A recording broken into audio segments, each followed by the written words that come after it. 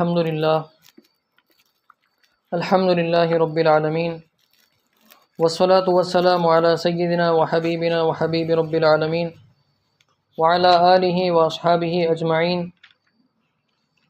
اما بعد فاعوذ باللہ من الشیطان الرجیم بسم اللہ الرحمن الرحیم زین للناس حب الشہوات من النساء والبنین والقناطیر المقنطرة من الذهب والفضة والخيل المسومة والأنعام والحرث ذلك متاع الحياة الدنيا والله عنده حسن المآب صدق اللہ العظیم۔ گزشتہ کی تفسیر میں نجران کے جو عیسائی تھے تو وہ اللہ کے نبی صلی اللہ علیہ وسلم کے پاس اپنے کچھ ثابت ہونے کے اور اپنے حق ہونے کے دلائل لے کر آئے تھے، یعنی ان کا یہ کہنا تھا کہ ہم جو عیسائی ہے تو ہمارا دین صحیح ہے، اور اس کے وہ دلائل لے کر اللہ کے نبی صلی اللہ علیہ وسلم کی خدمت میں آئے تھے۔ اللہ تبارک و تعالیٰ نے اس کے جوابات سورہ آل عمران کی شروع آیتوں سے اب تک کی جو آیتیں ہوئی ان میں دیے ہیں۔ اب کی جو آیتیں ہیں اس میں بھی اللہ تبارک و تعالیٰ انہی سے مخاطب ہے، اور اس آیت سے پہلے کی جو آیتیں ہیں اس میں غزوہ بدر کا ذکر ہے کہ صحابہ کرام نے کس طریقے سے کم سامان ہوتے ہوئے بھی اپنے آپ کو کیا کر دیا، اپنی جان کی قربانی کا نذرانہ پیش کیا۔ اب ظاہر اسباب تو یہی ہے کہ بھائی کم تعداد ہو اور سامنے زیادہ لشکر ہو تو انسان یقیناً کیا ہوگا، مر جائے گا، لیکن پھر بھی انہوں نے کیا کر دیا، اپنے آپ کی قربانی پیش کر دی۔ اب عیسائیوں کو عیسائیت قبول کرنے سے کن چیزوں نے روکا تھا اس کا ذکر اللہ تبارک و تعالیٰ فرماتے ہیں، زین للناس حب الشہوات من النساء، کہ لوگوں کے لیے ان چیزوں کی محبت خوشنما بنائی گئی ہے جو ان کی نفسانی خواہش کے مطابق ہو۔ جو چیز انسان کے نفس کو اچھی لگتی ہے تو اس کی محبت بھی انسان کے دل کے اندر کیا ہوتی ہے، پیدا ہونا شروع ہوتی ہے، ورنہ اگر اس کی محبت پیدا نہ ہو تو انسان پھر گناہوں کی طرف بڑھے ہی نہیں۔ تو ان میں سے سب سے پہلی جو چیز ہے جس کی محبت اور جس کی خواہش نفس کرتا ہے، من النساء، وہ عورتیں ہیں، والبنین، اور بیٹے ہیں، والقناطیر المقنطرۃ من الذهب والفضہ، اور سونے چاندی کے جو جمع کیے ہوئے خزانے ہیں اس کی محبت ہے۔ یعنی عیسائیوں کو اللہ تبارک و تعالیٰ کی طرف سے جوابات مل گئے، اللہ کے نبی صلی اللہ علیہ وسلم نے تفصیل سے ان کو سمجھا دیا، لیکن پھر بھی وہ کیوں نہیں مان رہے تھے؟ کہ ان کا یہ ماننا تھا اور وہ یہ سمجھ رہے تھے کہ اگر ہم نے محمد صلی اللہ علیہ وسلم کے دین کو قبول کر لیا تو ہمارے جو بیوی بچے ہیں ہو سکتا ہے وہ کیا رہے، عیسائی رہے، تو اس کی وجہ سے ہم کو کیا کرنا پڑے گا، ان کو چھوڑنا پڑے گا۔ اور ان کے دل کے اندر بیوی کی محبت، بچوں کی محبت جو فطری چیز ہے وہ زیادہ تھی، اس لیے وہ عیسائیت کو چھوڑنے کے لیے تیار نہیں تھے۔ نقصان کیا تھا کہ ان کو سب سے پہلے بیویوں سے جدا ہونا پڑے گا، والبنین، اور بیٹوں سے جدا ہونا پڑے گا، والقناطیر المقنطرۃ من الذهب والفضہ، اور سونے چاندی کے جو ڈھیر انہوں نے جمع کیے تھے، یعنی ان میں سے جو وفد آیا تھا ان میں بہت سارے بزنس مین تھے، تاجر تھے۔ اب ظاہر بات ہے کہ عیسائی لوگ عیسائی آدمی سے اس لیے سامان خرید رہے کہ ہمارے مذہب کا آدمی ہے۔ اب جب وہ مذہب تبدیل کریں گا تو لوگ کیا کہیں گے، یار یہ تو اپنا مذہب چھوڑ چکا ہے تو اس سے سامان ہم نہیں خریدیں گے۔ تو یہ سونے چاندی کے ڈھیر کی بھی محبت ان کے دل میں چھپی ہوئی تھی۔ والخیل المسومۃ، اور نشان لگائے ہوئے جو گھوڑے تھے ان کی محبت، والانعام، اور مویشیوں کی محبت، ان میں سے بہت سارے کھیتی والے تھے تو ان کو یہ ڈر تھا کہ ہماری کھیتیاں کیا ہو جائیں گی، ضبطہ ہو جائیں گی۔ والحرث، اور کھیتیاں اور مویشی یعنی جو جانور ہے وہ بھی کیا ہو جائیں گے، ہمارے ہاتھ سے چھوٹ جائیں گے۔ ذالک متاع الحیات الدنیا، یہ فائدہ اٹھانا ہے دنیا کی زندگی کا، یعنی دنیا میں زندگی، جو دنیا والی زندگی ہے تو اس میں چند روزہ بیوی تمہارے کام آئیں گی، بچے تمہارے کام آئیں گے، اور جو مویشی ہے اس سے تم دودھ نکال لو گے اور ان سے کھیت میں ہل چلا لو گے، اور جو مویشی ہے وہ تمہارے لیے سفر کے لیے کام آئیں گے۔ سونے چاندی کے جو ڈھیر ہے اس سے ہو سکتا ہے تمہارے راحت کا سامان پیدا ہو۔ لیکن اللہ تبارک و تعالیٰ فرما رہے ہیں کہ یہ جو اسلام دین ہے یہ اتنا ہلکا نہیں ہے کہ اس کو تم نیچے رکھو، اور یہ جو دوسری چیزیں ہیں، بیوی ہے، بچے ہے اور مویشی ہے، ان کو کیا کرو، اوپر رکھو۔ تو اللہ تبارک و تعالیٰ نے یہ کہا، ذالک متاع الحیات الدنیا، یہ دنیاوی زندگی کے گزارے کا سامان ہے۔ واللہ یعنی یہی سب کچھ نہیں ہے کہ جس کی وجہ سے تم نے کیا کر دیا، دین کو چھوڑ دیا.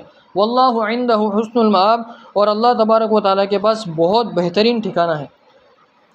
یعنی ایک تو ان کے دل کے اندر جو محبت تھی، اللہ تبارک و تعالیٰ کیا کر رہے ہیں، اس کو نکال رہے ہیں. اب آگے اللہ کے نبی صلی اللہ علیہ وسلم کو بتایا گیا کہ جو ہم کہہ رہے ہیں کہ ہمارے پاس بہترین ٹھکانہ ہے وہ کیا ہے. قل، اے نبی جی ان سے کہہ دیجئے، اَأُنَبِّئُكُم بِخَيْرٍ مِّن ذَلِكُمْ، کیا میں تم کو ان سب چیزوں سے بہترین چیز نہ بتاؤں، ان سب چیزوں سے بہترین چیز نہ بتاؤں. وہ کیا ہے، لِلَّذِينَ اتَّقَوْا عِندَ رَبِّهِمْ، کہ وہ لوگ جو ڈرتے ہیں اللہ تبارک و تعالیٰ سے، یعنی اللہ تبارک و تعالیٰ سے ڈر کر کیا کر رہے، اسلام کو قبول کر لیا ہے، تو ان کے رب کے پاس کیا ہے، جنات تجری من تحتها الانہار، ایسے باغات ہیں جس کے نیچے سے نہریں بہتی ہوں گی. خالدین فیہا، یہ اس میں ہمیشہ ہمیشہ رہیں گے. یعنی اس میں بتایا گیا کہ وہ تو چند دن کا سامان ہے، لیکن یہ جس جنت کی ہم بات کر رہے ہیں وہ کب کی جنت ہے، وہ ہمیشہ ہمیشہ کی جنت ہے. وَأَزْوَاجٌ مُطَہَّرَةٌ، اور پاک بیویاں ہے. پاک بیویوں کا مطلب کیا ہے کہ نہ وہاں پر عورتوں کو حیض آئیں گا، نہ نفاس آئیں گا، نہ منہ نہ دھونے کی وجہ سے منہ سے بدبو آئیں گی، نہ ناک کے اندر سے پانی کے جو ہے تو پانی کے قطرات نکلیں گے، نہ کبھی سر دکھنے کی وجہ سے کیا ہے اول فول جو باتیں ہیں وہ سب اس کو نہیں ہوں گی. تو پاک بیویاں ہے. وردوان من اللہ، اور اللہ تبارک و تعالیٰ کی رضامندی، یعنی اللہ تبارک و تعالیٰ کیا ہوں گا، ان سے راضی ہوں گا. واللہ بصیر بالعباد، اور اللہ تبارک و تعالیٰ اپنے بندوں کو دیکھ رہا ہے. اب یہاں پر جو بات بتائی گئی کہ ان چیزوں کی محبت کیا کر دی ہے، لوگوں کے دلوں میں ڈال دی ہے. اب ڈالی تو اللہ تبارک و تعالیٰ نے ہے، اللہ تبارک و تعالیٰ نے ہی محبت ڈالی ہے، اور اللہ تبارک و تعالیٰ ہی اس پر گرفت کر رہے، کیا کر رہے، پکڑ کر رہے. تو یہ تو کیا ہے، سراسر ناانصافی ہے نا، کہ کوئی چیز اللہ تبارک و تعالیٰ ہی انسان کے اندر ڈالے اور پھر اس پر اس کو پکڑ کرے، تو یہ تو ناانصافی ہے. لیکن اس کا مطلب یہ ہے، اور اس کا جو ایک ذہن میں سوال آتا ہے کہ محبت جب اللہ نے ڈالی ہے تو اللہ تبارک و تعالیٰ کیوں پکڑ رہے، تو اس کا مطلب یہ ہے کہ انسان کو دنیا اتنی ہی اپنے لیے رکھنا چاہیے اور اتنا ہی اس کا استعمال کرنا چاہیے جتنا اللہ تبارک و تعالیٰ نے اس کو کیا کیا ہے، اس کی اہمیت کو بتایا ہے. ورنہ اگر انسان اس سے زیادہ اس کو اہمیت دینے لگ جائے اور بجائے جیب کے اندر دنیا کو رکھنے کے دل کے اندر اس کو جگہ دے، تو وہ اللہ تبارک و تعالیٰ کے حقوق کو کیا کرے گا، پامال کرے گا. نماز، روزہ، زکوٰۃ، اس کے لیے اس کو پیچھے چھوڑنا آسان ہوگا.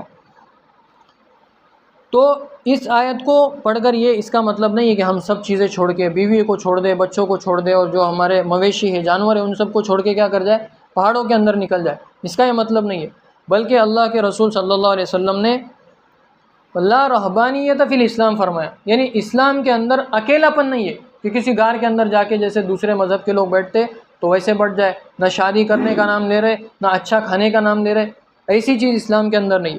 بعض صحابہ کرام، حضرت عثمان بن مظعون رضی اللہ عنہ نے اللہ کے نبی صلی اللہ علیہ وسلم سے اجازت چاہی، کس کی، التبتل، تبتل کرنے دو ہم کو. تبتل کا مطلب کیا ہوتا ہے کہ اپنے آپ کو نامرد بنانا، اپنے آپ کو کیا بنانا، نامرد.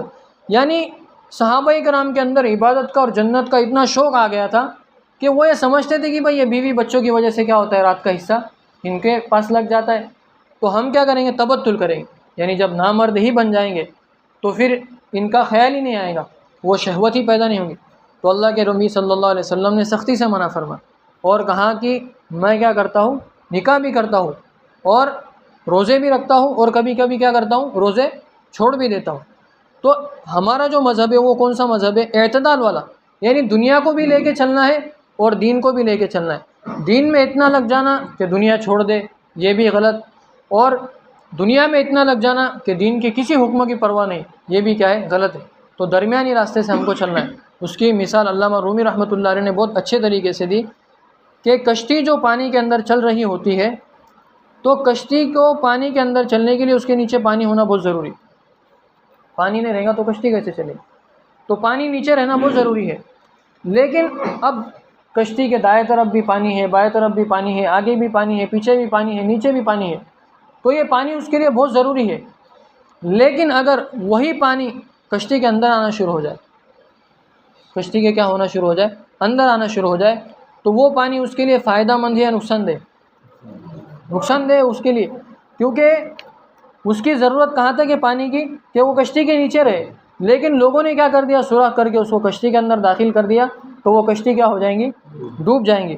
علامہ رومی رحمۃ اللہ علیہ کہتے ہیں آب اندر زیر کشتی پشتی است، کہ جب تک پانی کے اندر کشتی ہے اور پانی اس کے نیچے ہے تو پشتی ہوں گی، یعنی پشتی مطلب پناہ ملیں گے آپ کو، اور آپ در کشتی ہلاکے کشتی است، لیکن جیسے ہی پانی کشتی کے اندر آئیں گا تو ویسے ہی کیا کر دیں گا، اس کو برباد کر دیں گے۔ تو دنیا کو ہم کو تجارت بھی کرنی ہے، بیوی بچوں کو بھی سنبھالنا ہے، بچوں کو بھی اعلیٰ تعلیم دینا ہے، یہ سب چیزیں کرنا ہے، لیکن اس کو اتنا دل کے اندر نہیں سوال کرنا کہ یہی مقصد بن جائے، کہ یہی کیا ہے، مقصد ہے۔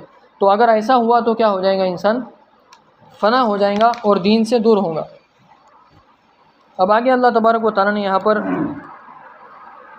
متقیوں کی صفات بیان فرمائی۔ یہ کہا نا کہ بھائی ہم بہترین چیز تم کو بتاتے ہیں کن لوگوں کے لیے، جو متقی ہے۔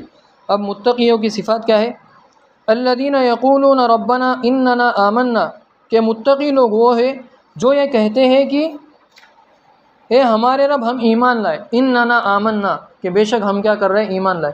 یعنی اس سے یہ بات پتہ چلتی ہے کہ اپنے مسلمان ہونے کو بھی بار بار بیان کرنا چاہیے، ایسے نہیں کہ بھائی بس شرمندگی لگ رہی ہے، بلکہ اپنے آپ کو پراؤڈ فیل ہو کہ میں کیا ہوں، مسلمان ہوں۔ تو اننا آمنا، بے شک ہم کیا کر رہے ہیں، ایمان لائے۔ فاغفر لنا ذنوبنا، اے ہمارے رب ہمارے گناہوں کو معاف فرما، وقنا عذاب النار، اور ہم کو جہنم کے عذاب سے حفاظت فرما، اور ہماری جہنم کے عذاب سے کیا فرما، حفاظت فرما۔ اب ایک ذہن میں سوال آ سکتا ہے کہ یار یہ اتنا اپنے آپ کو ایمان والا کہہ رہے، اپنے گناہوں کی معافی مانگ رہے اور جہنم کے عذاب سے بچنے کی بات کر رہے، کہیں یہ بہت بڑے گنہگار تو نہیں ہے متقی، کہیں بہت بڑا گنہگار تو نہیں ہوتا؟ تو اس کا جواب اگلی آیت میں دیا کہ یہ جو لوگ کہہ رہے کہ ہمارے گناہوں کو معاف فرما، یہ کوئی گناہوں کی وجہ سے نہیں کہہ رہے، کس وجہ سے کہہ رہے، الصابرین، یہ صبر کرنے والے، یعنی جو بھی مصیبتیں آ رہی ہیں اس پر کیا کر رہے ہیں، صبر کر رہے، والصادقین، اور سچ بولنے والے ہیں، والقانتین، اور اللہ تبارک و تعالیٰ نے جو بھی حکم دیا اس کو کیا کرنے والے ہیں، پورا کرنے والے، والمنفقین، اور جو اللہ تبارک و تعالیٰ نے مال دیا اس کو کیا کرنے والے ہیں، خرچ کرنے والے ہیں، والمستغفرین بالاسحار، اور سحری کے وقت میں اپنے گناہوں کے بارے میں استغفار کرنے والے ہیں۔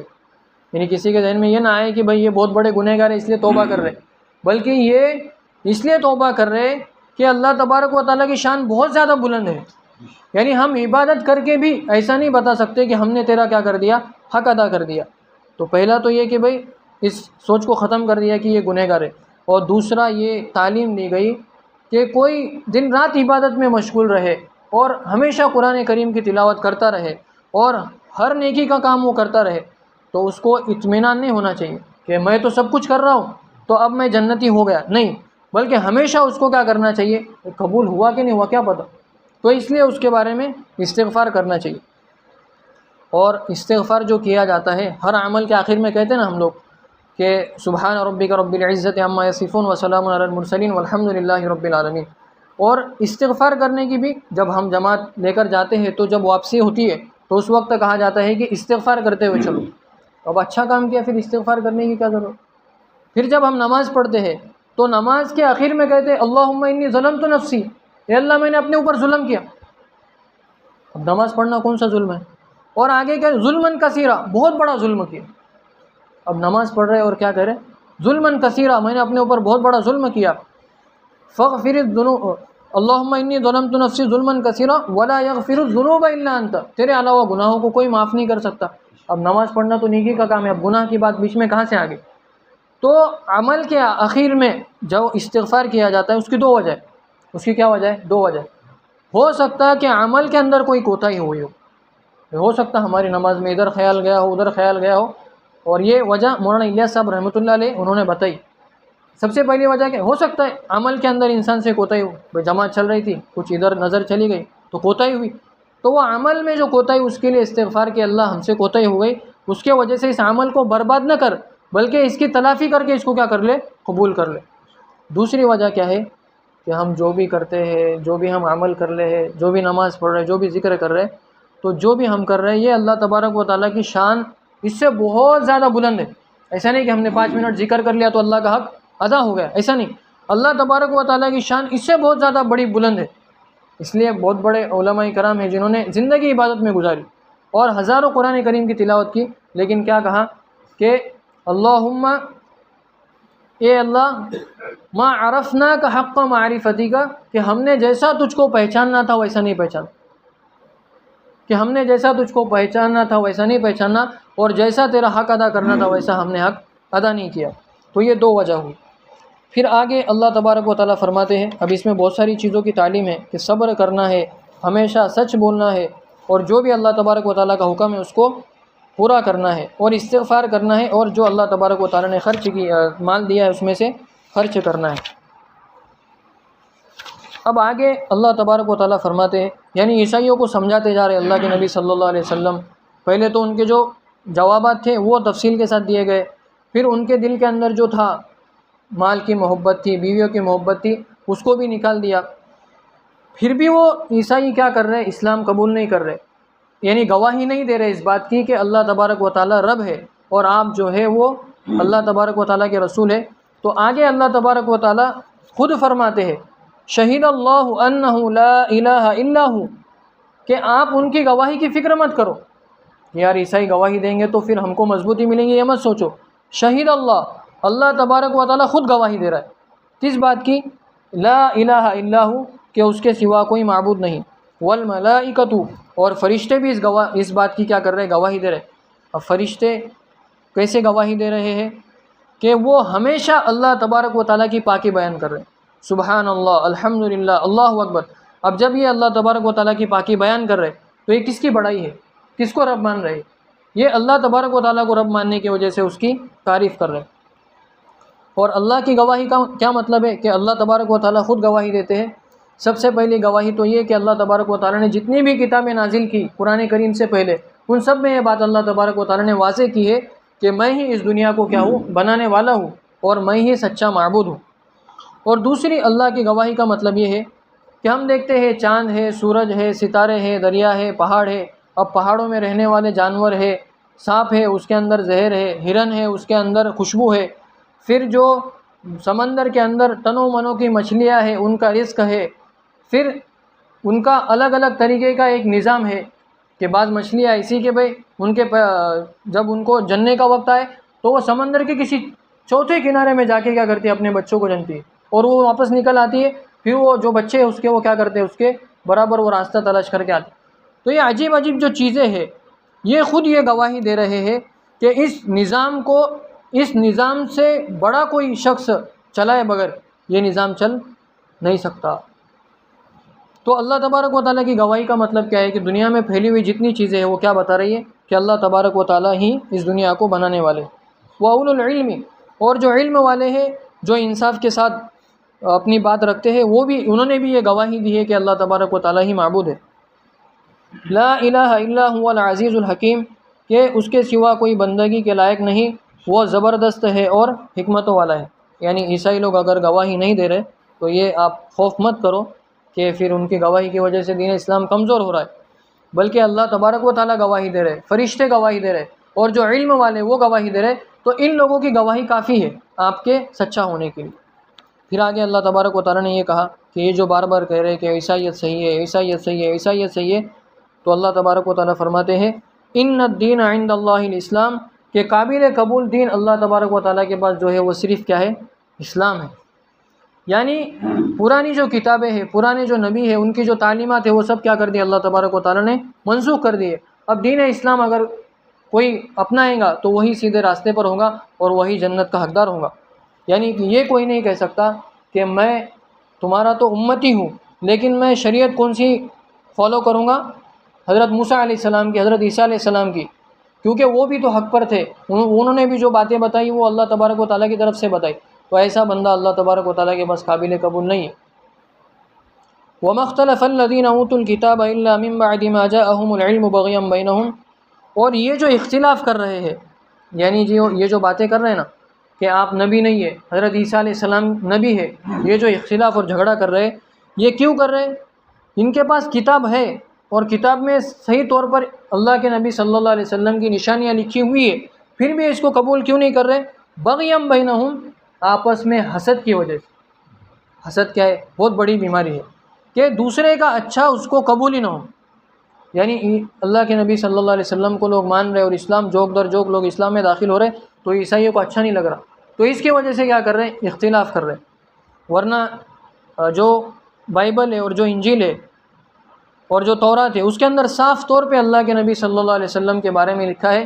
حضرت عیسیٰ علیہ السلام نے کہا کہ انی مبشرم برسول یأتی من بعد اسمہ احمد, کہ میں ایک رسول کی تم کو بشارت دیتا ہوں جو میرے بعد آئیں گا, اس کا نام احمد ہوگا. اللہ کے نبی صلی اللہ علیہ وسلم کا نام احمد بھی ہے اور محمد بھی ہے, لیکن انہوں نے کیا کر دیا, انکار کر دیا.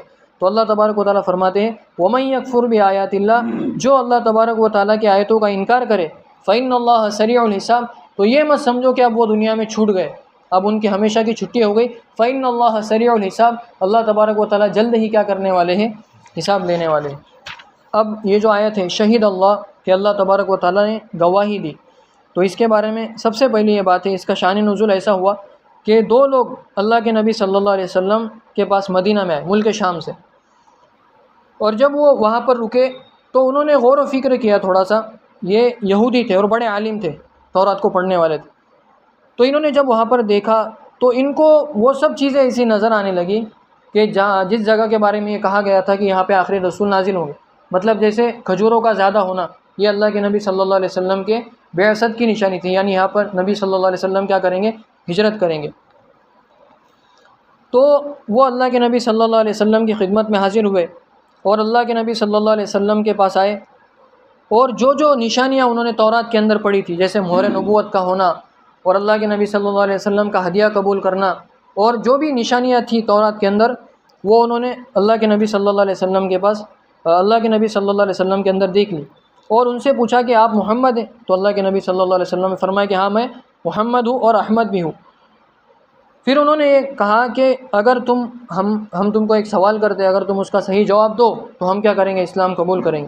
تو انہوں نے یہ سوال کیا کہ اللہ تعالیٰ کی کتاب میں سب سے بڑی شہادت کون سی ہے, یعنی سب سے بڑا ایویڈنس کون سا ہے تمہارا کہ جس کو تم یہ کہہ سکو کہ بھائی دوسرے نہیں مانتے تو نہ مانے, یہ ہمارے پاس ایسی دلیل ہے کہ اس کے بعد کسی کو انکار کرنے کی گنجائش نہیں. وہ کون سی آیت؟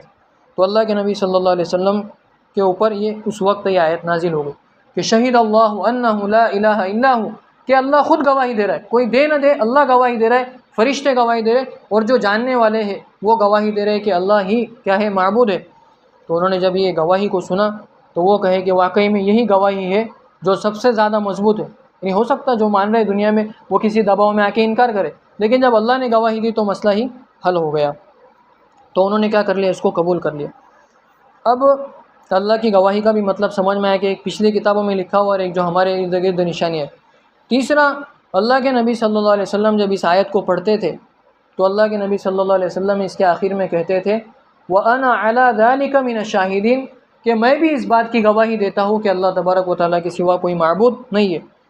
اب اس کی فضیلت کیا ہے کہ جو کوئی آیت پڑھے گا, شہید اللہ انہ لا الہ الا ہو والملائکۃ واولو العلم قائما بالقسط لا الہ الا هو العزیز الحکیم, اور یہ کہیں گا وانا علی ذلک من الشاہدین, کہ اللہ نے گواہی دی, فرشتوں نے دی, علم والوں نے دی, تو میں بھی اپنی گواہی کیا کرتا ہوں, دیتا ہوں. تو اللہ تبارک و تعالیٰ فرشتوں سے کل قیامت کے دن فرمائیں گے میرے بندے نے میرے سے کیا کیا ہے, ایک عہد کیا ہے, یعنی جب وہ دنیا میں تھا تو اس نے مجھ سے عہد کیا ہے اور میں عہد کو پورا کرنے والوں میں سب سے زیادہ اچھا ہوں. تو اللہ تبارک و تعالیٰ فرمائیں گے کہ میری گواہی کے ساتھ اس نے گواہی دی تھی, چنانچہ اس کو کیا کر دو, جنت میں داخل کر دو. تو یہ ایک جملہ ہے صرف, وَأَنَا عَلَى ذَلِكَ مِنَ الشَّاهِدِينَ, یہ پڑھنے سے کیا ہوگا, ہم بھی اللہ تبارک و تعالیٰ کی گواہی میں شامل ہو جائیں گے. پھر اس کی فضیلت میں ایک روایت ہے کہ جو کوئی شہید اللہ, یعنی یہ آیت اور اس کے اگلے صفحے میں ایک آیت آنے والی ہے قُلِ اللَّهُمَّ مَالِكَ الْمُلْكِ, تو اس کو بغیر حساب تک پڑھیں گا تو اللہ تبارک و تعالیٰ اس کو 3 انعامات دیں گے. کتنے انعامات دیں گے؟ 3 انعامات. سب سے پہلا انعام یہ ہے, یعنی ہر فرض نماز کے بعد آیت الکرسی اور یہ آیت پڑھیں گا تو سب سے پہلے اللہ تبارک و تعالیٰ اس کے گناہ معاف کریں گے, جتنے بھی گناہ ہوئے اس سے اللہ تبارک و تعالیٰ وہ سب معاف کریں گے. پھر دوسرا انعام یہ کہ اللہ تبارک و تعالیٰ اس کو جنت میں جگہ دیں گے. اور تیسرا انعام یہ ہے کہ اللہ تبارک و تعالیٰ اس کی 70 حاجتیں پوری فرمائیں, یعنی انسان کو جتنے بھی مسائل ہیں تو اللہ تبارک و تعالیٰ اس کے 70 مسائل حل فرمائیں گے, اور ان میں سب سے جو افضل اور سب سے جو ادنا یہ ہوں گا مسئلہ حل کرنا, وہ یہ کہ اللہ تبارک و تعالیٰ اس کی مغفرت کریں۔ مغفرت کرنے کا مطلب کہ ایک تو گناہ معاف کرنا ہوتا ہے، اور مغفرت کرنے کا مطلب کہ جو گناہ ہے گناہ کی جگہ پہ نہیں کیا، یعنی ایک تو گناہ معاف ہو گئے وہ الگ پہلا، اور مغفرت کا مطلب کہ گناہ جو تھے اس کی جگہ پہ کیا ہو گئی، نیکی آ گئی۔ تو یہ انعامات، چھوٹا سا عمل ہے، آیت الکرسی پڑھنا ہے اور شہید اللہ اور قل اللہم مالک الملک، یہ پڑھنے سے کیا ہوگا، یہ فضیلت حاصل ہوگی۔ پھر آگے اب اللہ کے نبی صلی اللہ علیہ وسلم، جیسے یہودیوں کا جو ذکر تھا نا کہ ان کی نشانیاں بتائی گئی، سب چیزیں ان کو تفصیل کے ساتھ بتائی گئی، پھر بھی انہوں نے ایمان قبول نہیں کیا، تو عیسائیوں کا بھی یہی معاملہ ہوا۔ آج بھی جو عیسائی وجود میں ہے اس کی وجہ کیا ہے کہ سب کچھ جاننے کے بعد پھر حجت کرتے، سب پتہ چل گیا ان کو، سب حقیقت ان کے سامنے آ گئی، ان کی کتابوں نے گواہی دے دی، لیکن پھر بھی کیا کرتے، حجت کرتے۔ تو اللہ کے نبی صلی اللہ علیہ وسلم کو یہ بات کہی گئی تسلی کے واسطے، فَإِنْ حَاجُّوكَ، اتنا سب کچھ ہونے کے باوجود، یعنی میں نے بھی گواہی دے دی اور ان کی کتابوں سے بھی ثابت ہو گیا، ان کے دل کے اندر جو چیز چھپی ہوئی تھی اس کا بھی علاج بتا دیا، پھر بھی آپ سے حجت کرتے، فَإِنْ حَاجُّوكَ، پھر بھی اگر یہ حجت آپ سے کرتے ہیں، فَقُلْ، تو آپ ان سے کہہ دیجئے، اسلمت وجہی للہ، کہ میں اللہ تبارک و تعالیٰ کے تابع ہو گیا، میں اللہ تبارک و تعالیٰ کے، یعنی تم مانو نہیں مانو میں تو اللہ تبارک و تعالیٰ کی مانوں گا، وَمَنِ اتَّبَعَنِ، اور جو میرے اتباع کرنے والے وہ بھی کس کی مانیں گے، اللہ تبارک و تعالیٰ کی مانیں۔ یعنی ہم آپ سے اب یہ نہیں ہوگا کہ روزانہ حجت کرتے بیٹھے، روزانہ آپ کو سمجھاتے بیٹھے، بلکہ ہمارا کام سمجھانا تھا، ہم نے سمجھا دیا، اب ہم کو اللہ تبارک و تعالیٰ کی کیا کرنے دو، آرام سے عبادت کرنے دو۔ وَقُلْ لِلَّذِينَ أُوتُوا الْكِتَابَ وَالْأُمِّيِّينَ، اور آپ کہہ دیجئے ان لوگوں سے جو اہل کتاب ہے، وَالْأُمِّيِّينَ، اور جو ان پڑھ ہے، أَأَسْلَمْتُمْ، یعنی اہل کتاب مطلب عیسائی اور یہودی، اور امیین یعنی ان پڑھ مطلب مشرکین، مشرک پڑھنا لکھنا نہیں جانتے تھے۔ أَأَسْلَمْتُمْ، کیا تم اسلام قبول کرتے ہو، فَإِنْ أَسْلَمُوا، پھر اگر وہ اسلام قبول کرے، فَقَدِ اهْتَدَوْا، تو وہ ہدایت پا جائیں گے، وَإِنْ تَوَلَّوْا، اور اگر وہ پھر جائے، فَإِنَّمَا عَلَيْكَ الْبَلَاغُ، تو آپ پر صرف پیغام حق کو لوگوں تک پہنچانا ہے۔ اس میں ہمارے لیے بھی ایک بہت بڑی تسلی ہے کہ کسی کے قبول نہ کرنے سے پریشان نہیں ہونا چاہیے، یار اس کو کتنا سمجھا رہے، یار اس کو کتنا بتلا رہے، اس کے پاس روزانہ جا رہے، پھر بھی یہ کیا نہیں کر رہا، قبول ہی نہیں کر رہا۔ تو ہمارا کام چھوڑنا نہیں ہے، کام کو پھیلاتے رہنا ہے، لوگوں کو حق بتاتے رہنا ہے، وہ مانے نہ مانے وہ اللہ تبارک و تعالیٰ کا اس کا مسئلہ ہے، ہمارا مسئلہ کہاں تک ہے کہ لوگوں کے کان پر حق بات کو پہنچانا۔ تو یہاں پر یہی کہا گیا کہ اگر اسلام قبول کریں گے تو ان کا فائدہ ہے، ان کی ہدایت ہو جائے گی، اور اگر پھر جاتے ہیں تو آپ کا کام ان کو صحیح بات پہنچانا ہے۔ واللہ بصیر بالعباد، اور اللہ تبارک و تعالیٰ اپنے بندے کو دیکھ لے گا۔ یہاں پر ترجمہ کیا ہوگا کہ اللہ تبارک و تعالیٰ اپنے بندے کو دیکھتا ہے، لیکن پیچھے جو چل رہی ہے بات تو اس کے حساب سے کیا ترجمہ ہے کہ اللہ تبارک و تعالیٰ اپنے بندے کو دیکھ لے گا، یعنی قبول کر رہا ہے تو ہدایت دے کے اللہ تبارک و تعالیٰ اس کو صحیح راستے پہ چلائیں، لیکن اگر قبول نہیں کر رہا ہے تو پھر اللہ تبارک و تعالیٰ اس کو دنیا میں دیکھیں گا یا پھر آخرت میں دیکھ لیں گے۔ پھر آگے یہ کہا گیا کہ ان لوگوں کے اندر ایک الگ طریقے کی بیماری ہے کہ سب سے پہلے تو حجت کرتے ہیں کہ یہ اس کا جواب دو، اس کا جواب دو، اس کا جواب دو، اب جواب دینے کے بعد پھر اس میں کچھ نکالنے کی کوشش کرتے، پھر اس کا جواب دینے کے بعد پھر کیا کرتے، حجت ہی کرتے رہتے۔ اب حجت کرنے کے بعد حجت کو جب ختم کر دیا جائے اور یہ کہا جائے کہ ہم اپنی عبادت کریں گے، ہم کو کرنے دو، تو پھر یہ کیا کرتے ہیں، پھر یہ تم کو جھٹلاتے ہیں، یعنی سب سے پہلے تو آنا نہیں، قبول کرنا نہیں، اور جو لوگ سمجھانے کے بعد کچھ کام کرنا چاہتے ہیں، عبادت کرنا چاہتے ہیں، تو ان کو بھی بیچ بیچ میں کیا کرنا، پریشان کرنا، انکار کرنا۔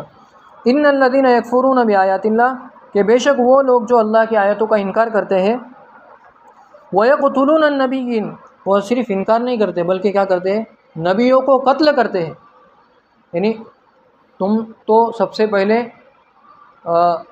دعوت کا کام کرو مت، یعنی جو تم اللہ تبارک و تعالیٰ کا پیغام پہنچا رہے ہو پہنچاؤ مت، تم پہنچائیں گے تو ہم جھٹلائیں گے پہلی بات، پھر اگر ہم اور زیادہ ہمارا ٹیمپریچر ہائی ہو گیا اور ہم کو غصہ آ گیا تو ہم تم کو قتل بھی کریں گے۔ اور بنی اسرائیل نے جو اہل کتاب ہے انہوں نے ایک دن کے اندر تقریباً 43 نبیوں کو قتل کیا۔ کتنے نبیوں کو؟ 43 نبیوں کو قتل کیا۔ سوچو کہ ان کے انکار کا جو اندر مادہ ہے، ماننا ہی نہیں، ڈھیٹ بننا، جو ہو جائے، دلائل سامنے آ جائے، آیتیں سامنے آ جائے، فرشتے آ جائے، اور آسمان سے جو اللہ تبارک و تعالیٰ کو دکھانا وہ دیکھ لے، پھر بھی کیا کرنا، انکار کرنا، اور انکار پہ بس نہیں، آگے بڑھ کے جو وہ سامنے والا دعوت دے رہا ہے اس کو ختم کر دے۔ وَيَقْتُلُونَ النَّبِيِّينَ، اور نبیوں کو قتل کرتے۔ کتنے نبیوں کو قتل کر دیا ایک دن کے اندر؟ 43، بغیر حق کے۔ ان کی کیا غلطی ہے؟ وہ تو اللہ تبارک و تعالیٰ کا پیغام پہنچا رہے ہیں۔ وَيَقْتُلُونَ الَّذِينَ يَأْمُرُونَ بِالْقِسْطِ مِنَ النَّاسِ، اور ان لوگوں کو بھی قتل کرتے ہیں جو انصاف کے ساتھ اپنا حکم اور اپنی بات رکھتے ہیں۔ یعنی اس کا مسئلہ ایسا ہوا کہ نبیوں کو تو 43 انہوں نے قتل کر دیا، لیکن نبیوں کے جو ماننے والے تھے وہ کھڑے ہو گئے کہ یار تم نے کیا کر دیا، نبیوں کی باتیں صحیح ہے اور حق ہے۔ تو جو ایسا کہنے والے تھے، نبی نہیں تھے لیکن ان کے ماننے والے تھے، تو ایسے بھی 170 بزرگوں کو انہوں نے قتل کر دیا۔ یہودی اور عیسائی آج بڑے کہتے ہیں ہمارا دین صحیح ہے اور ایسا ہے ویسا ہے، اور ان کے پچھلے جو پروج ہے وہ کیا کر رہے ہیں؟ 170 ایسے بزرگوں کو انہوں نے کیا کر دیا؟ قتل کر دیا۔ فَبَشِّرْهُمْ بِعَذَابٍ أَلِيمٍ، تو اللہ تبارک و تعالیٰ فرماتے ہیں خوش ہو جاؤ، فَبَشِّرْهُمْ، خوش ہو جاؤ، بِعَذَابٍ أَلِيمٍ، کہ تم کو دردناک عذاب میں اللہ تبارک و تعالیٰ مبتلا کریں گے۔ یعنی کسی نے بہت بڑا جرم کیا تو اس کو پھانسی ہونے والی، تو کوئی یہ کہے کہ تو خوش ہو جا کہ تجھ کو پھانسی ہونے والی، تو اس کا مطلب یہ ہے کہ پھانسی خوشی کی چیز ہے؟ نہیں، اس کا جو غم ہے، اس کی جو تکلیف ہے، اس کو ڈبل کرنا چاہ رہا ہے۔ اس کو کیا کرنا چاہ رہے ہیں کہ جیسے کسی کو جو ہے تو آگ نے گھیر رکھا ہو، تو سامنے والا کیا کہے کہ تجھے خوشخبری ہو کہ تو آگ میں جل رہا ہے، تو سامنے والے انسان کیا کہے گا؟ یار یہ خوشخبری کی کیا بات ہے، یہ تو عذاب کی بات ہے، یہ تو پریشان ہونے کی بات ہے۔ لیکن اللہ تبارک و تعالیٰ نے ان کی تکلیف دگنا کرنے کے لیے کیا کہا؟ فَبَشِّرْهُمْ بِعَذَابٍ أَلِيمٍ، تو سو خوشخبری سنا دو ان کو دردناک عذاب کی۔ اب یہ تو بڑے نیک بننے پھرتے ہیں، ہم عیسائی ہیں، ہم حق پر ہیں، ہم یہودی ہیں، ہم حق پر ہیں، تو انہوں نے جو یہ جرم کیے تو اس جرم کی وجہ سے کیا ہوا ہے؟ اولئک الذین حبطت اعمالهم فی الدنیا والآخرہ، دنیا اور آخرت میں اللہ تبارک و تعالیٰ نے جو بھی تھوڑے بہت کام کیے ان سب کو، عمل جو کیے اس کو اللہ تبارک و تعالیٰ نے برباد کیا۔ وما لهم من ناصرین، اور ان کا کوئی مددگار نہیں ہے۔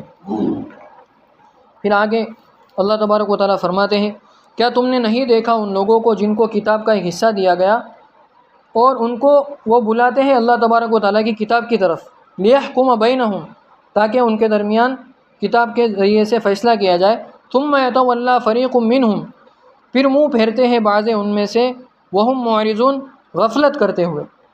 یعنی جب ان کے مطلب کی بات آتی ہے تو لے لیتے، اور جب ان کے مطلب کی بات نہ آئے تو پھر جاتے۔ تو کیا ہو گیا؟ جیسے عیسیٰ نبی ہے تو یہ بات تو لے لیں گے، اور جہاں آ گیا کہ اللہ کے نبی صلی اللہ علیہ وسلم نبی بنا کر بھیجے جانے والے ہیں تو وہاں پر کیا کر دیا؟ منہ موڑ لیا۔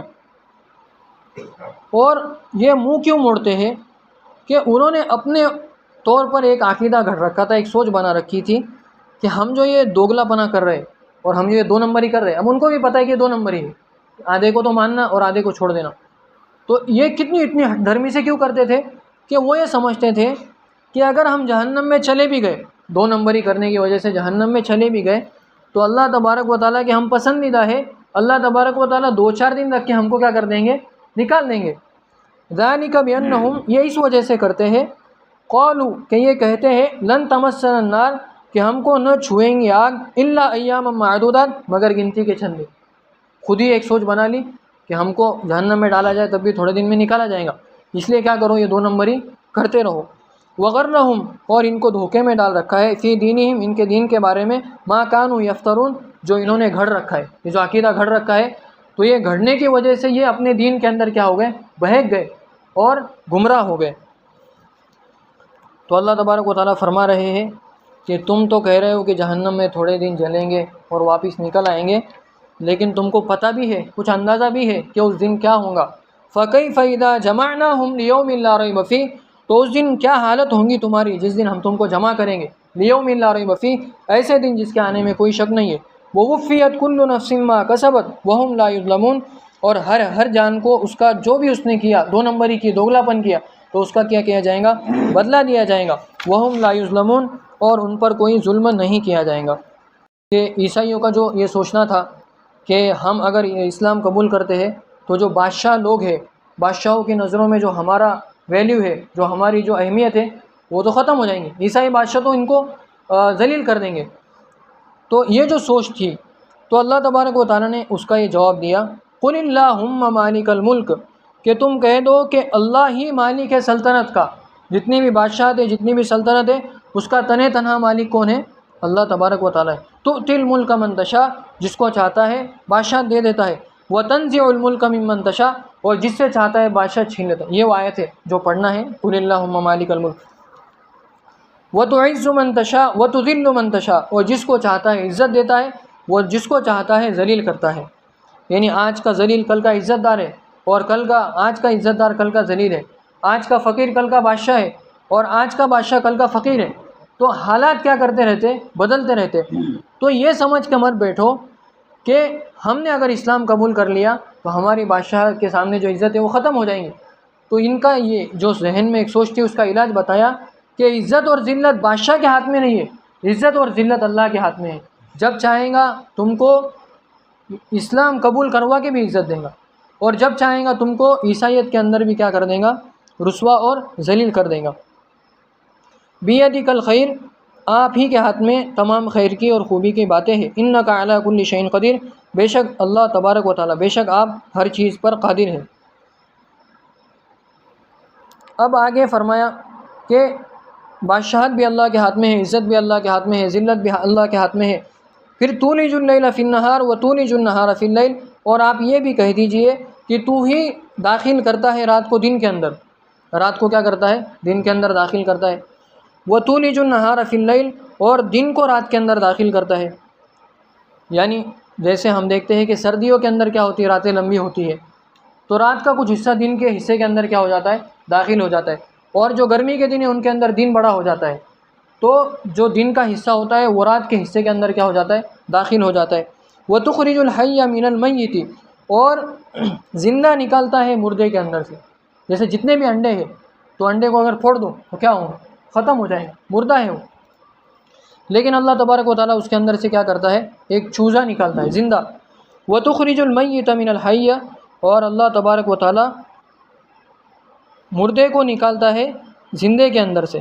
جیسے مرغی ہے، اب وہ زندہ ہے لیکن اس کے اندر سے جان نہیں نکل رہی، مردہ چیز نکل رہی، تو یہ بھی کس کی قدرت ہے؟ اللہ تبارک و تعالیٰ کی قدرت ہے۔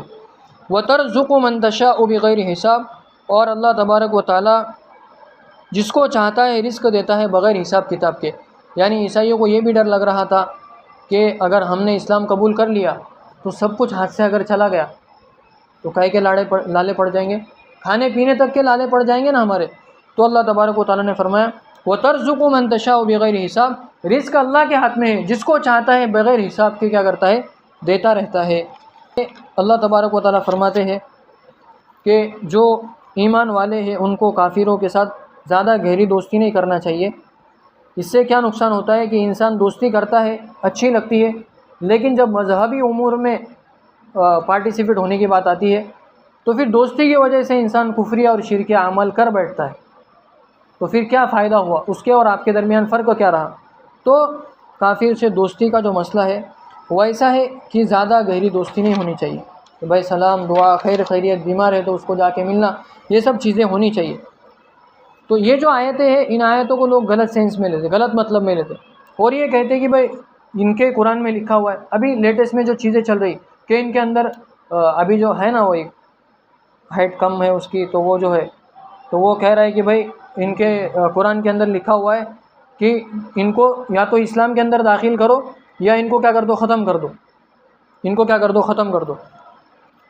تو اللہ کے نبی صلی اللہ علیہ وسلم کی اگر زندگی دیکھو، اگر ختم ہی کرنا ہو تو اس سے پہلے بہت ساری مرتبہ موقع ملا تھا لیکن ختم نہیں کیا، بلکہ اللہ کے نبی صلی اللہ علیہ وسلم کا معاملہ کیا ہے کہ آپ صلی اللہ علیہ وسلم نے جو احسان اور ہمدردی اور خوش اخلاقی کا معاملہ غیروں کے ساتھ کیا ہے، اس کی مثال دنیا میں کہیں نہیں ملتی۔ کہ جب مکہ میں قحط پڑا تو جن دشمنوں نے آپ صلی اللہ علیہ وسلم کو مکہ سے نکالا تھا، اب دیکھو کتنی تکلیفیں دی تھی حضرت بلال کو، اللہ کے نبی کی بیٹیوں کو، خود اللہ کے نبی صلی اللہ علیہ وسلم کو، تو جب ان کے اوپر قحط پڑا تو اللہ کے نبی صلی اللہ علیہ وسلم نے خود ان کو راشن پہنچایا۔ کافر ہے، مشرک ہے، اور اللہ کے نبی صلی اللہ علیہ وسلم فنڈنگ کر رہے ہیں ان کے اوپر۔ پھر اللہ کے نبی صلی اللہ علیہ وسلم کے جو جانی دشمن تھے، جو تلوار لے کے اللہ کے نبی کو قتل کرنے کے لیے نکلے تھے، جب مکہ فتح ہوا اور سب اللہ کے نبی صلی اللہ علیہ وسلم کے انڈر میں آ گئے تو اللہ کے نبی صلی اللہ علیہ وسلم نے کیا کہا؟ ہم تم سے بدلہ لیں گے؟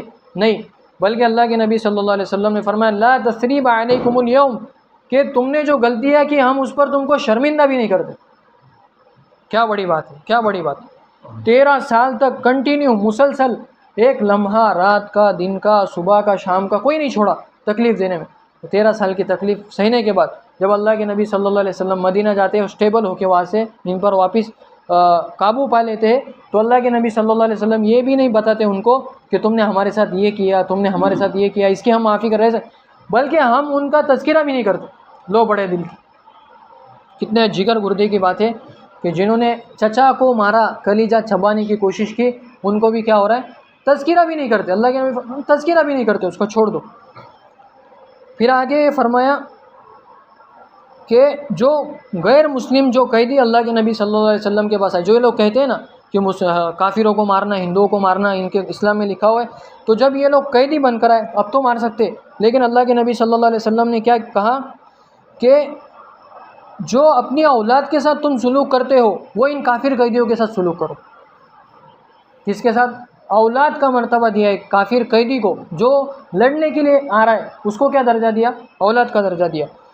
اور اللہ کے نبی صلی اللہ علیہ وسلم نے کبھی انتقام کے لیے ہاتھ نہیں اٹھایا، یعنی خود کسی کو کیا نہیں کیا، قتل نہیں کیا۔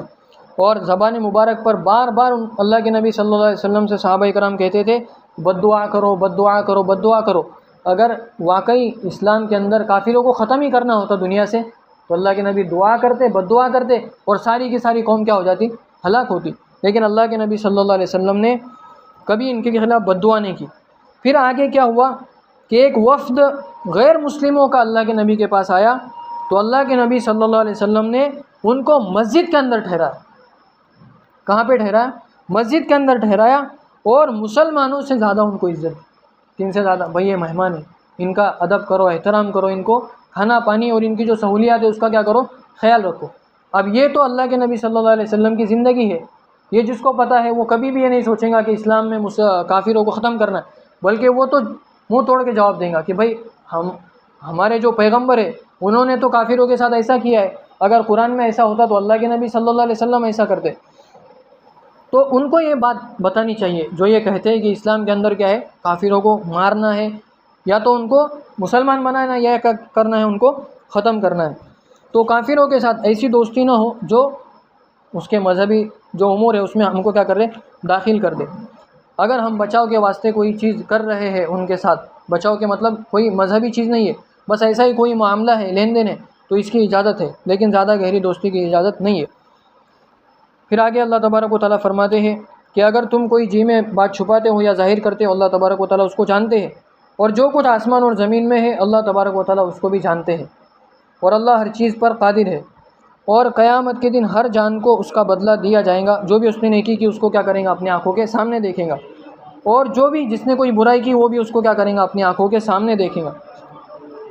اور اس وقت جس کسی نے کوئی برائی کی ہوں گی تو وہ یہ چاہیں گا کہ میری اور میری برائی کے درمیان ایک لمبا فاصلہ کر دیا جائے، یعنی یہ میری برائی کہیں نہ کہیں سے میرے سے کیا ہو جائے، دور ہو جائے، یعنی میں یہ مشہور نہ ہو جاؤں کہ میں نے یہ کیا کیا ہے، غلط کام کیا ہے۔ وَيُحَذِّرُكُمُ اللَّهُ نَفْسَهُ، اللہ تبارک و تعالیٰ تم کو اپنے سے ڈراتا ہے۔ وَاللَّهُ رَءُوفٌ بِالْعِبَادِ، اور اللہ تبارک و تعالیٰ اپنے بندوں کو دیکھنے والا ہے۔ پھر آگے کی ایک آیت ہے آخری، اس میں اللہ تبارک و تعالیٰ فرماتے ہیں کہ عیسائی یہ بات کہہ کے مطمئن تھے نا کہ ہم اللہ کو مانتے ہیں تو اب مسئلہ حل ہو گیا، یعنی اللہ کے نبی کو نہ مانے تب بھی ہم کیا ہے، اللہ کے پاس پسندیدہ ہے اور محبوب ہے۔ تو ان کو یہ جواب دیا گیا کہ اللہ کسی بندے کو پسند کرے اس کے لیے یہ کافی نہیں ہے کہ وہ بندہ اللہ کو پسند کرتا ہو، بلکہ اس کے ساتھ ساتھ یہ بات بھی ضروری ہے کہ وہ جو اس کے رسول بھیجے گئے ہیں ان کی اطاعت بھی کرتا ہو، ان کی فرما برداری بھی کرتا ہو۔ ورنہ بعض لوگ آج کے زمانے میں اہل قرآن کے نام سے ہیں مسلمانوں، یعنی ہم قرآن کو مانتے، صرف کیا کہتے ہیں، نبی صلی اللہ علیہ وسلم ایک لیڈر تھے، انہوں نے اپنے زمانے میں لوگوں کو لیڈ کیا، ان لوگ ختم ہو گئے، ان کی لیڈنگ بھی کیا ہو گئی، ختم ہو گئی، تو وہ کیا کہتے ہیں، ہم اہل قرآن ہیں، ہم صرف کیا کرتے ہیں، قرآن کو مانتے، حالانکہ قرآن کے اندر ہی لکھا ہوا ہے کہ جو رسول تم کو دے اس کو لے لو اور جن چیزوں سے منع کرے اس کو مت کرو۔ پھر قرآن کو اگر کیسا لے رہے آپ، خود کو کیا کرے، اہل قرآن، اور قرآن کو انہوں نے کیا کر دیا، چھوڑ دیا۔ تو اللہ تبارک و تعالیٰ کی محبت کے لیے صرف اتنا کام بھی نہیں کہ ہم اللہ کا ذکر کریں، اللہ کی محبت کے گن گائے، بلکہ حضور صلی اللہ علیہ وسلم کا اتباع کرنا بھی ہمارے لیے ضروری ہے۔ تو یہ کہا گیا کہ کہہ دیجئے ان کنتم تحبون اللہ، اگر تم اللہ کی محبت چاہتے ہو، فاتبعونی، تو میری اتباع کرو، یحببکم اللہ، تب جا کے اللہ تبارک و تعالیٰ تم سے محبت کریں گے، اللہ تبارک و تعالیٰ خود تم سے محبت کرے گا، وَيَغْفِرْ لَكُمْ ذُنُوبَكُمْ، اور تمہارے گناہوں کو معاف کرے گا، وَاللَّهُ غَفُورٌ الرحیم، اور اللہ تبارک و تعالیٰ بخشنے والے ہیں اور رحم کرنے والے ہیں۔ پھر آگے ایک ذہن میں یہ بھی اعتراض ہوتا ہے کہ اللہ کا حکم الگ چیز ہے اور نبی کا حکم الگ چیز ہے، یعنی ہم اللہ کا حکم مان لیں تو کافی ہے، اللہ کے رسول کا حکم اتنا زیادہ اہم نہیں ہے، تو اس لیے ہم ان کا حکم نہ مانیں تو بھی کام چل جائے گا۔ اس کا یہ جواب دیا قُلْ أَطِيعُوا اللَّهَ وَالرَّسُولَ، کہ تم اللہ کا بھی حکم مانو اور رسول کا بھی حکم مانو۔ اب یہ دو حکم کو ایک جگہ جمع کر کے یہ بتایا کہ یہ مت سمجھو کہ نبی کا حکم کم اہم ہے اور اللہ کا حکم زیادہ اہم ہے۔ قُلْ أَطِيعُوا اللَّهَ وَالرَّسُولَ، جیسے اللہ کا حکم ہے ویسے ہی نبی کا حکم ہے۔ نبی بھی جو بات بتا رہے ہیں وہ اپنی طرف سے نہیں بتا رہے، بلکہ وہ بھی کس کی طرف سے بتا رہے؟ اللہ تبارک و تعالیٰ کی طرف سے۔ تو جیسے اللہ تبارک و تعالیٰ کا حکم ہے فرض کا، ویسے سنتیں بھی اہم ہیں۔ کوئی اس کو ہلکا سمجھے تو وہ کیا ہے، کہیں نہ کہیں اپنے دین کے اعتبار سے بہت نیچے جا چکا۔ اس لیے ہم کو دیکھنا چاہیے ایمان کی سطح کیا ہے۔ کیسے معلوم پڑے گا کہ میں حضور صلی اللہ علیہ وسلم کی سنتوں پر کتنا عمل کرتا ہوں، کتنا میں اس کو جان جان کر اس پر عمل کرنے کی کوشش کرتا ہوں، تب جا کے یہ معیار پتہ چلے گا۔ یعنی ہر ایک انسان یہ کوشش کرتا ہے دیندار کہ میں اللہ کا پسندیدہ بندہ بنوں، تو اس کو چیک کرنے کا معیار کیا ہے کہ میں سنتوں پہ کتنا عمل کر رہا ہوں۔ اگر سنتوں پہ عمل ہو رہا ہے تو اس کا مطلب اللہ تم سے محبت کرتا ہے، اور سنتیں چھوٹ رہی ہے اس کا مطلب اللہ تبارک و تعالیٰ تم سے محبت نہیں کرتا۔ وہ علامہ اقبال رحمۃ اللہ نے کہا ہے، انہوں نے اللہ تبارک و تعالیٰ کی طرف سے یہ باتیں کہی ہیں، جو شکوہ ہے نا، شکوہ کیا ہے انہوں نے، بہت لمبا چوڑا ہے، تو اس میں آخر میں جملہ ہے کہ یعنی علامہ اقبال کس کی طرف سے بات کر رہے ہیں؟ اللہ تبارک و تعالیٰ کی طرف سے۔ کیا کہہ رہے کہ محمد سے وفا تو نے تو ہم تیرے ہیں، یہ جہاں چیز ہے کیا، لوح و قلم تیرے، یعنی اگر تم محمد سے وفا کرتے ہو تو کیا ہے، ہم تمہارے بن جائیں گے، یعنی ہم تم سے محبت کریں گے۔ یہ جہاں چیز ہے کیا، لوح و قلم تیرے ہے، یعنی تم اگر اللہ کے نبی صلی اللہ علیہ وسلم کی سنتوں پہ عمل کرتے ہو تو لوح و قلم تم اپنے ہاتھ میں لے لو، تم جیسی تقدیر لکھنا چاہو ویسی لکھو، یعنی تمہاری مرضی کی زندگی کیا کریں گے، اللہ تبارک و تعالیٰ دے دیں گے۔ وہ ہے نا کہ ایک بندے کی مرضی ہے، ایک اللہ کی مرضی ہے۔ جب بندہ اپنی مرضی پہ چلتا ہے تو وہی ہوتا ہے جو اللہ کی مرضی ہے، تو بندہ اس میں کچھ نہیں کر پاتا۔ لیکن ایک مرضی اللہ کی، ایک بندے کی ہے، بندہ جب اپنی مرضی کو اللہ کی مرضی کے مطابق ڈھال دیتا ہے تو ہوتا کون سا ہے، جو بندہ چاہتا ہے۔ فرق کیا ہو گیا کہ خود کی مرضی پہ چل رہا تھا تو ہوا وہی جو اللہ نے چاہا، کیا کوئی بگاڑ سکتا اللہ کا؟ لیکن ایک بندے نے اپنی مرضی کو ختم کر دیا اور اللہ کے تابع ہو گیا تو ہوا کیا، فائدہ ہی فائدہ، اس کی مرضی کے مطابق اللہ تبارک و تعالیٰ نے اس کے کاموں کو کر دیا۔ اور جو لوگ یہ چاہتے ہیں کہ بھائی رسول کو چھوڑ کے ڈائریکٹ اللہ پر، یعنی رسول کو سکپ کر کے اللہ کے پاس ہم چلے جائیں، تو ان کے لیے ایک شاعر نے کہا، عجب چیز ہے عشق شاہ مدینہ، کہ مدینہ کے جو بادشاہ ہے، جو شاہ ہے، جو سردار ہے، ان کی محبت بہت عجیب چیز ہے، یہی ہے عشق حقیقی کا زینہ۔ یعنی اللہ تبارک و تعالیٰ کے پاس پہنچنا ہے تو اس کے لیے زینہ کیا ہے، اللہ کے رسول صلی اللہ علیہ وسلم کی محبت ہے۔ معمور اس عشق سے جس کا سینہ، کہ جس کے دل میں اللہ کے رسول صلی اللہ علیہ وسلم کا عشق ہوگا، اسی کا ہے جینا، اسی کا ہے مرنا، یعنی وہی حقیقی زندگی گزار رہا ہے اور وہی حقیقت میں کیا کر رہا ہے، موت جب آئیں گے تو اصل جو مزے ہیں وہ کیا کریں گا، وہ لوٹیں گا۔ پھر آگے یہ کہا گیا فَإِن تَوَلَّوْا، اتنا سب کچھ ہونے کے باوجود بھی، سب حکم واضح کرنے کے باوجود بھی یہ پھرتے ہیں، فَإِن تَوَلَّوْا، پھر بھی اگر یہ پھرتے ہیں، فَإِنَّ اللَّهَ، تو جان لو کہ بے شک اللہ تبارک و تعالیٰ لا يحب الکافرین، اللہ تبارک و تعالیٰ انکار کرنے والے کو پسند نہیں کرتے۔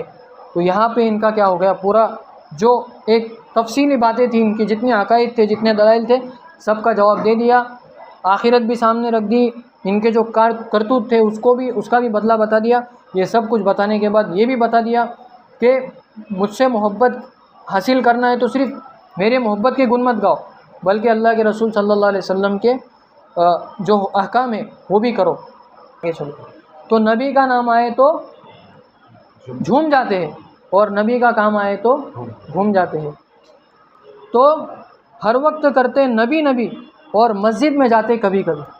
دل چاہ رہا ہے، ہمارا دل کیا چاہ رہا ہے، ہیپی برتھ ڈے یا رسول اللہ، اور ڈی جے ہو، گانے ہو، اور اس میں سب مزہ ہو، اور لڑکیوں کو بھی دیکھنے کے لیے بلایا جائے کہ بھائی کیسا چل رہا ہے، اور یہ سب ہمارا دل یہ چاہ رہا ہے. تو ہمارا طریقہ کیسا ہے؟ نفس والا ہے، شیطان والا ہے. اور حضور صلی اللہ علیہ وسلم کیسے چاہ رہے؟